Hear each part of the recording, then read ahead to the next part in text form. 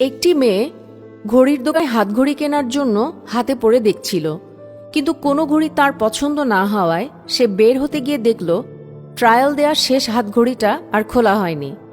সে ঘড়িটি ফেরত দিয়ে আসলেও সেদিনই সে প্রথম বুঝতে পেরেছিল চুরি করাটা তার বাঁ হাতের খেল। এই মেয়েটির নাম ডরিস পাইন। বেলি ডান্সার হতে চাওয়া এই মেয়েটির একসময় চুরি করার নেশা এমনভাবেই পেয়ে বসেছিল যে ডরিস পাইন থেকে তার নাম হয়ে যায় ডায়মন্ড ডরিস। এক আফ্রো আমেরিকান কয়লা শ্রমিকের ঘরে তাঁর জন্ম। 6 ভাই বোনের মধ্যে সবচেয়ে ছোট এই মেয়েটি শিশুকাল থেকেই মাকে অত্যাচারিত হতে দেখেছে বাবার হাতে। বয়স 15 পেরোনোর আগেই ডরিস সিদ্ধান্ত নিল যেভাবেই হোক নিজের খরচটা নিজেকেই জোগাতে হবে। 13 বছর বয়সে ডরিস নিজের বিশেষ দুটো গুণ আবিষ্কার করে ফেলল।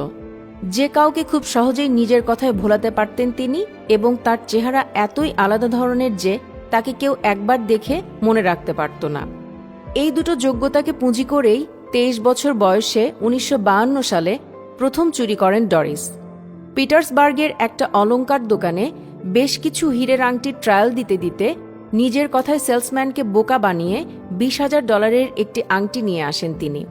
প্রথমে তার এত দুশ্চিন্তা হচ্ছিল যে সারা রাত সে স্টেশনের একটি টয়লেটে কাটিয়ে দেন।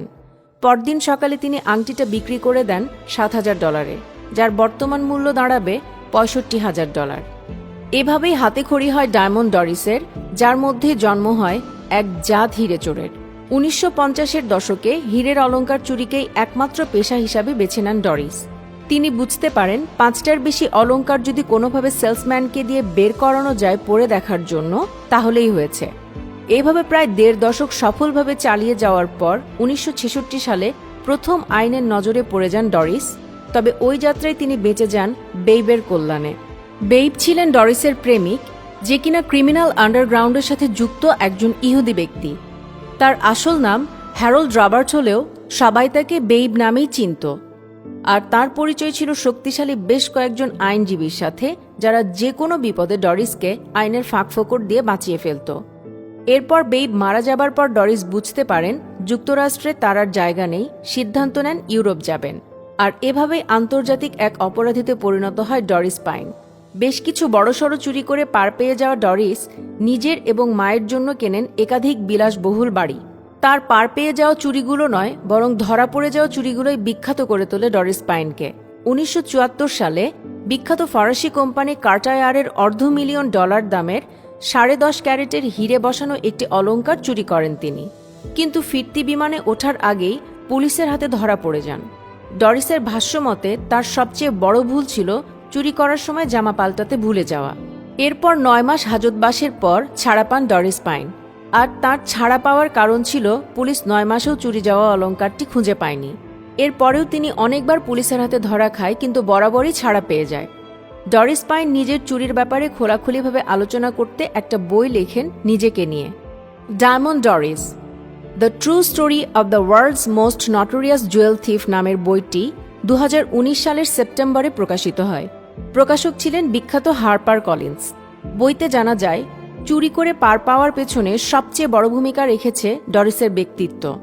ডরিসের এক ভিকটিম রাজু মেহতা বলছিলেন, পোশাক, ব্যক্তিত্ব সব মিলিয়ে মানুষটা এত ক্লাসি, কি চমৎকারভাবে আমার সাথে কথা বলছিল। তারপর আস্তে করে আমার সামনে দিয়ে চুরির মাল নিয়ে বেরিয়ে গেল। এজন্য তার প্রশংসা করতেই হবে। ডরিস পাইনের বয়স এখন 90। সর্বশেষ 2017 সালে ওয়ালমার্ট থেকে $86 মূল্যের জিনিস চুরি করতে গিয়ে ধরা পড়েন তিনি। তার ভাষ্যমতে বয়সের কারণে এখন আর ঠিকঠাক মনে রাখতে পারেন না তিনি। ডরিস পাইনের জীবনীতে একটা বাংলা প্রবাদের কথা মনে পড়ে যায়, ঢেঁকি স্বর্গে গেলেও ধান ভানে। ডরিস পাইন স্বর্গে বা নরকে গিয়ে কি করবে তা বলার কোনো উপায় নেই। আমাদের অবশ্যই মনে রাখতে হবে যে ডরিসের গল্প যতই রোমাঞ্চকর হোক, শেষ পর্যন্ত এটা একজন চোরেরই গল্প। সুপ্রিয় দর্শক শ্রোতা, এই ছিল আমাদের আজকের ভিডিও। নিয়মিত ভিডিও পেতে আমাদের পেজটিতে লাইক দিতে ভুলবেন না। আসছে নতুন ভিডিওতে আবারও দেখা হচ্ছে। এখনকার মতো বিদায় জানাচ্ছি। আল্লাহ হাফেজ।